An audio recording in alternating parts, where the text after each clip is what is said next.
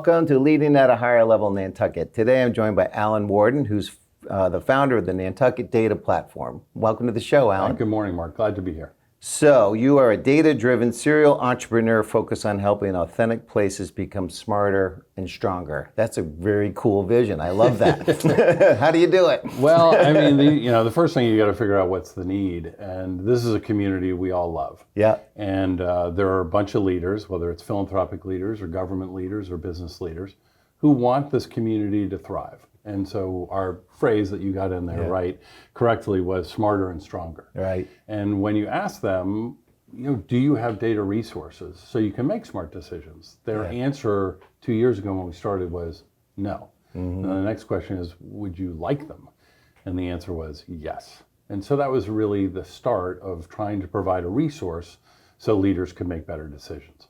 That's great. Well, obviously spearheading a project such as this and creating this new platform, you have a love for Nantucket. So just personally, what's your Nantucket story? Yeah, a little known fact, my grandparents met here in the 1920s. My grandfather was a fisherman and my grandmother was an upstairs maid, an immigrant from Ireland. Yeah. And they met on Main Street outside the hub and got married. My mom was born here in 1927.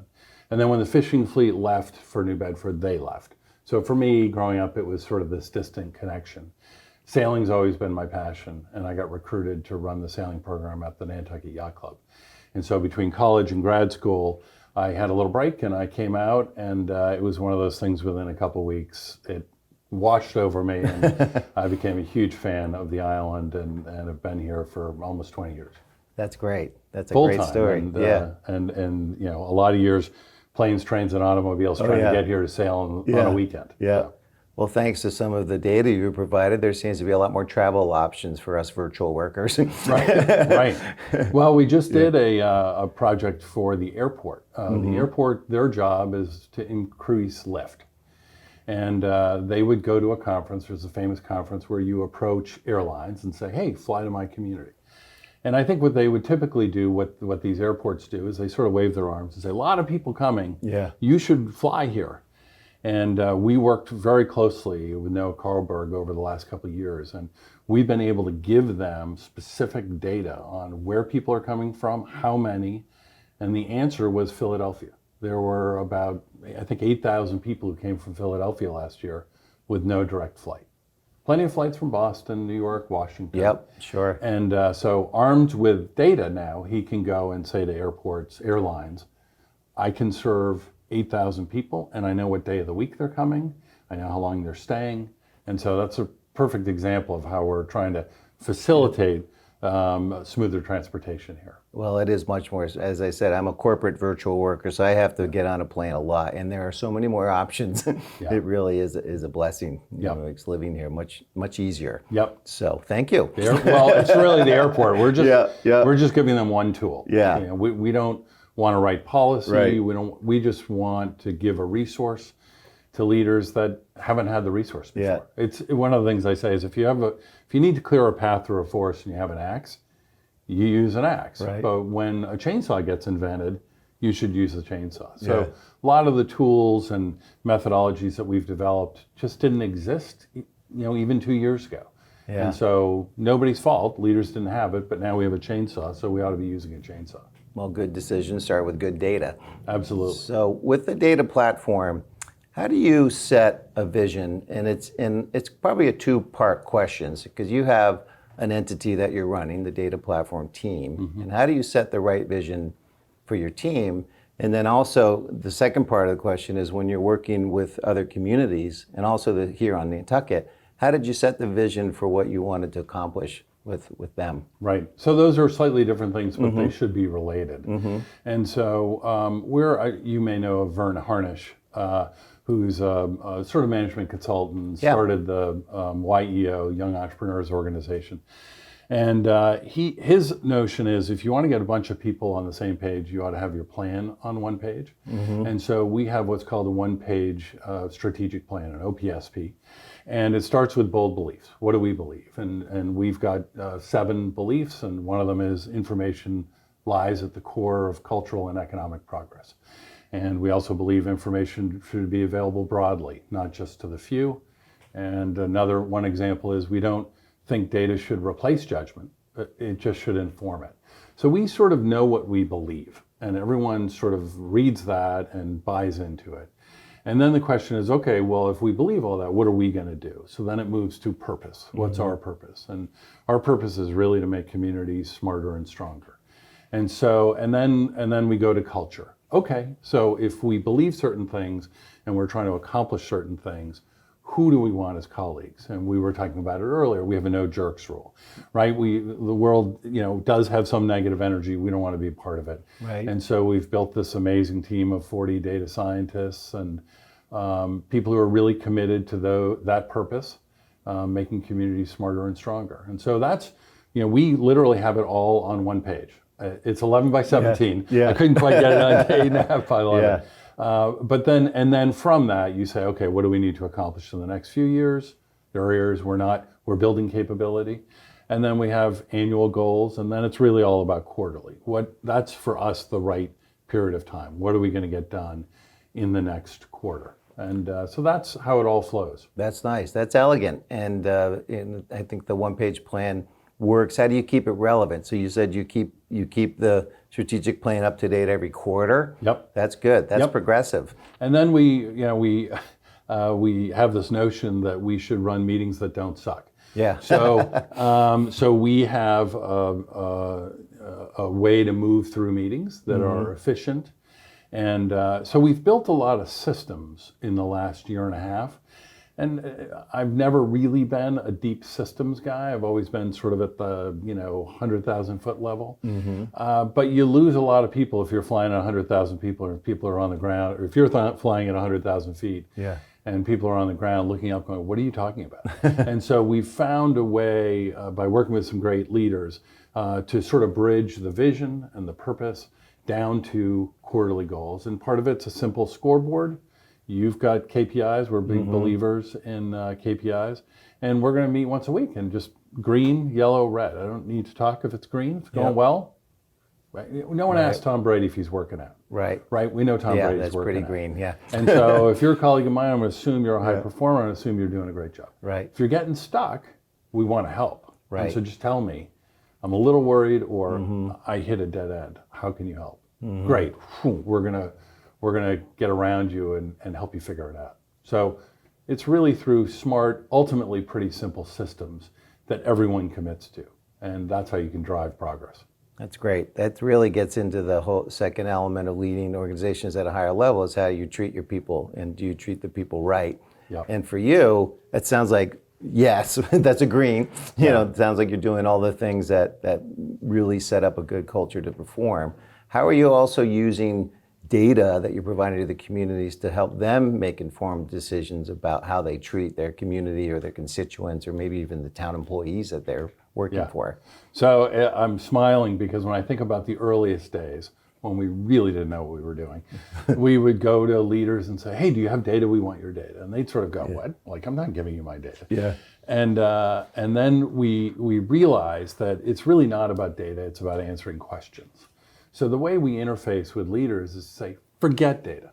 You either have it or you don't. We can get it or we can't. What are you struggling with? And once you get a leader to open up, they'll tell you. They are thinking about big policy objectives all the time. And so I met with the I was speaking in Hartford, and I said, I ought to meet with the mayor of Hartford and just see what he thinks of this idea. And within 20 minutes, he called in his chief of staff, and ultimately I said, what are you guys struggling with? And he went through a list, and half of them were aspirational, things he ran on, economic development. But then there were a whole category of things that kept him up at night. Why do we have such high number of high school students who aren't showing up? What's happening to the behavioral health of children in crime neighborhoods that suffer from crime? And so you listen to him really, and he said, we have open data. It's never answered a question for me. And so those are the kind of leaders we want to interact with, and it really happens by listening. What are your problems? And if they can talk 80% and we can talk 20%, we'll have a list of their questions. Then we go to these crazy smart data folks that are literally around the world and say, here's what this mayor is trying to solve for. How can we do it? How can we build a methodology to give him some resources so he can make smart policies? So it's a lot of listening at the leader level. And it's basically saying, don't talk to me about your IT systems. We'll figure that all out later. Just what do you want to accomplish? And the best leaders, they're leading at a high level. They can tell you, these are my 7 initiatives in Louisville. These are the 5 things I've got to get done in Hartford. And that's really exciting because we know we can help. That's a great place to start. Really, it must be refreshing for them to actually ask those questions. they're really almost dying for the resource. And as we say, government. I've sort of shifted my view on government a lot. I viewed it fundamentally not from the Nantucket experience, but inefficient and bureaucratic and completely in the last year and a half from meeting with leaders completely changed. And ultimately what government is this framework that it's the only thing at scale that can really help people's lives. Middle class, lower middle class, people struggling. That's what government should be doing really efficiently. And I think these leaders want to have good outcomes for these folks who need help. They can do it at scale, but they don't have the resources. Right. And they'll tell you that. They'll say, I'm doing the best I can, but if you put me on trial, could I give you a bunch of evidence that I'm using? I just don't have it. So for us, it's a really exciting moment where you have leaders wanting to help these folks. We think it can happen at scale, and we just have the chainsaw. We have a tool that can help them. Leading at a Higher Level Nantucket is brought to you by the Ken Blanchard Companies and FT Press, an imprint of the world's learning company, Pearson, whose mission is helping people make progress in their lives through learning. The new 3rd edition of Ken Blanchard's Leading at a Higher Level is available at informate.com/Nantucket. This is Mark Forsyth, and you're watching Leading at a Higher Level Nantucket. And today we're joined by Alan Worden, founder of the Nantucket Platform. And we're talking about how the Nantucket Data Platform is leveraging data to lead communities at a higher level. Let's shift the questions to how do you use data in order to provide customers with good informed decisions. Customers are the communities you serve, maybe visitors or residents here on Nantucket. Right. So I think, people think of data and they think of spreadsheets and you think of a bunch of numbers and there's plenty of that. And there's all sorts of data resource here on Nantucket and we've been able to aggregate it. I do a shout out to the Highline and the Steamship and Cape Era. They've been amazing data partners. It's really helped us. It's really a source of data philanthropy for these guys to trust us with their data. We have agreements on what we can and cannot do, but it makes us smarter, helps leaders become smarter. So that's one source. That's what we think of as quantitative data. But then there's qualitative data, which you're talking about. Like, what are your customers thinking and what do they want? And so we've built a team of surveyologists, essentially, demographers and social scientists. And we've built a capability to survey Nantucketers. And so we've completed our first survey, which was a housing survey, an affordable housing survey. And what these guys will say is, look, when you say it's qualitative, that implies like we're going to have a feel for what people think, but it's not really reliable. It's a focus group. Well, what we said was if we can get to 400 responses from the housing survey, it will be quantifiable. It's quantitative data. It's like a presidential poll where you say 500 voters sampled, and that could be really reliable. We had the stretch goal for the housing survey of 400, and I was like, that's going to be really hard. We had 1,200 responses. Yeah. And so that research we did for the Affordable Housing Trust, and they want to know what do folks need in terms of affordable housing? Would they rather rent? Would they rather own? How many bedrooms do they need? All sorts of things. And now we're just launching, and I encourage you to go to the Nantucket Data Platform website. We're launching a community values survey. So how do you know what the community cares about and how they would weigh things? Do we care more about land conservation or more about smart development or more about increased transportation? You want more flights. Right. There are people who say, I want fewer flights. Sure, yeah. And so we've launched for Remain Nantucket, who's trying to meet the needs of the community. We've launched a values survey. And we're trying to reach wealthy, not wealthy, immigrants, islanders, college students, retirees, and if we can get a really broad cross-section, we can really understand what this community thinks. And so for the first time, we're going to be able, thanks to Remain, we're going to be able to describe what community values are. And hopefully that will help leaders understand their customers, as you call them, Right. the citizenry, and we can make evidence-based decisions around values. So that's really exciting, and that team is phenomenal. They have done work that I never imagined possible. That must be groundbreaking too, because I mean, organizations struggle because usually, you've been in the halls of many corporations, and they have a very long list of values, and they're up on the wall, and they're not really, you go around and ask like, so what are the values around here? They get their card out of their wallet, maybe Right. to check them out. So do you find the same with communities? So it's either there's no values, clearly articulated or identified, or there might be too many.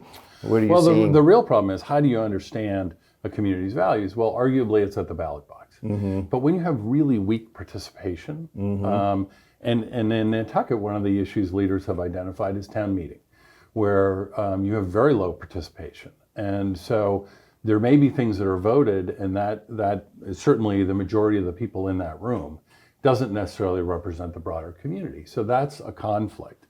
And so what we've been able to do with quantitative data and demography is understand who's here. So our first groundbreaking work was how many people live here. We figured out the daily population. So we know there are 17,890 people living here permanently, and we know there's about 49,000 at the peak, which is the Boston Pops. That was step one. Step two is, who are these people? Are they old? Are they young? Are they wealthy? Are they not wealthy? All of that. And so imagine we knew the demography of Nantucket really well. Then imagine we go ask people to join our survey panel. And let's say we have too many old people and too many young people, and well, we can cull from that list and essentially have it mirror the community, and then ask them questions. So we can get a really reliable view of what the citizenry of Nantucket would think about a particular issue. And we think it's never going to replace voting. We don't want it to replace voting. But it's a different perspective that could be really reliable for leaders, not just government leaders, but Remain as a philanthropy wants to serve the community. Right. What does the community want? Who is the community? Yeah. We've now started to describe that. And what do they value? And we're starting to understand that. Are you starting to see, I'm just wondering how you disseminate, because I always, you always feel the tension, or maybe friction's a better word, between the summer resident, the population that comes in here in the summer versus the full-time year-round residents. How do you disseminate those value set? And is that something, you're going to correlate? Yeah.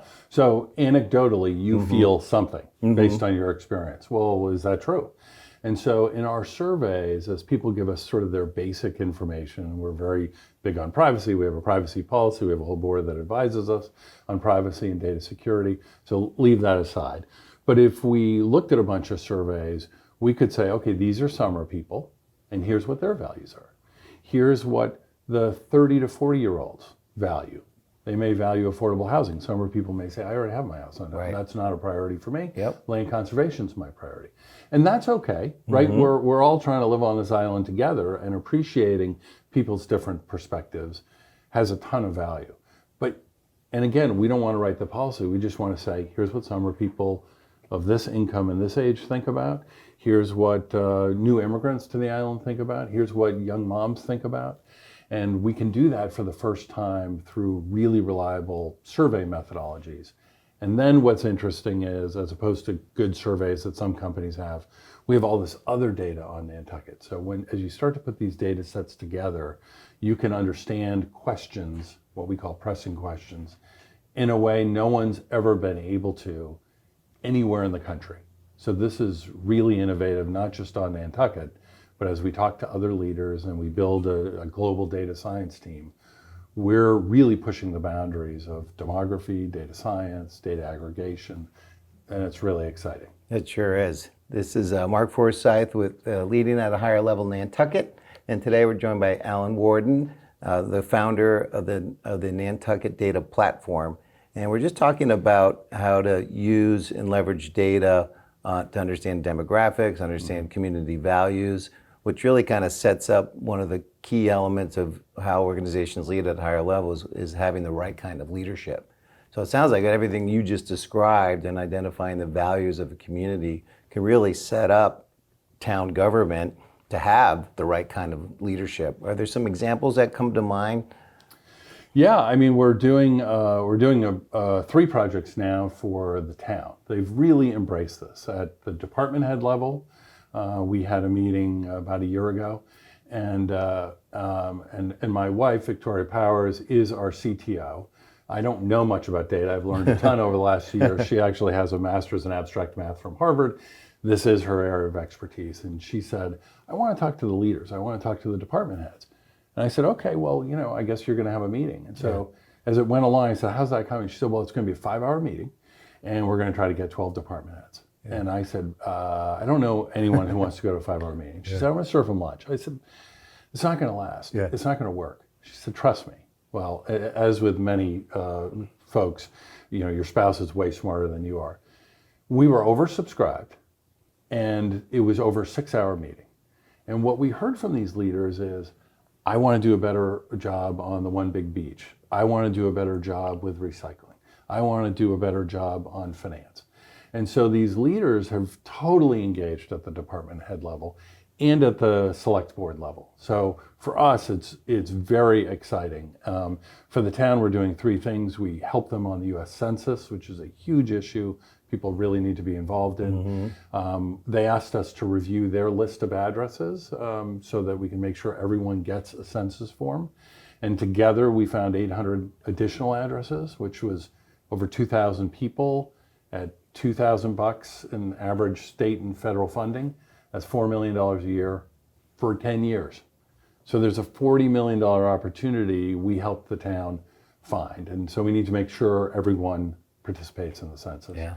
We're helping them with a financial dashboard so trees don't grow to the sky. Nantucket will have some challenges economically. We don't know when.